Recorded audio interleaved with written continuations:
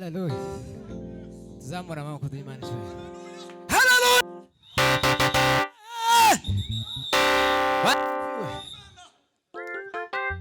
Hallelujah.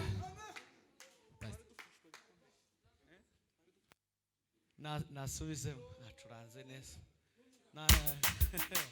Umukutano urabaye. Umukutano wabaye kabisa.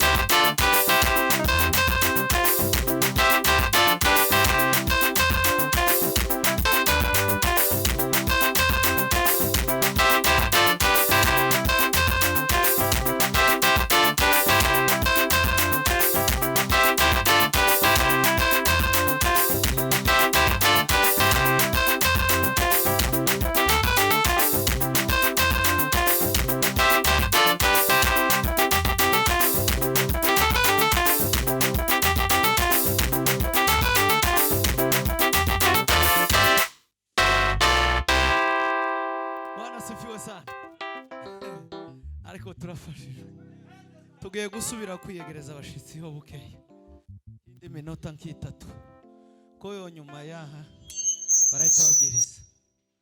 Reka mbabwira kandi mucuranze muza mumusigira umwanya mureke kwegera sente ta ivugira muri amabafu mugasure kuza mwipanga kuri piano gucya muyerekeho bituma umucuranzi mutamubwira aho mugeze sibyo. Abavuza amapendo mumanuke mwiyegereza aya materaniro yose abantu bumva Imana n'abari bakicicaye bose bategere. Heza mugenzi wawe kuba kumubwira ngo karibu, umubwire ngo turi no mu materaniro tuhuge, huguka wumve ko turi mu materaniro. Tuzamura ibiganza. Haleluya! Atukuza Yesu. Wongere tuzamura ibiganza. Wamwiyegereje. Tuzamure rero duheze sicubaro nawe tumubwire ngo karibu hano hano. Imana yacu numugenga imenya byose n'ibitarabaho kandi igenera umuntu wese ibimukwiye mugiye tabzo kandi igenera umuntu wese ibimukwiye. Imana we Imana yacu numugenga w'imenya byose n'ibitarabaho kandi igenera umuntu wese ibimukwiye. Imana we Imana yacu numugenga w'imenya byose n'ibitarabaho kandi igenera umuntu wese ibimukwiye mugiye cyayo kandi igenera umuntu wese ibimukwiye mugiye cyayo. Imana yacu numugenga w'imenya byose n'ibitarabaho kandi igenera umuntu wese ibimukwiye mugiye cyayo kandi igenera umuntu wese ibimukwiye mugiye cyayo kandi igenera umuntu wese ibimukwiye mugiye cyayo. Imana yacu numugenga w'imenya byose n'ibitarabaho kandi igenera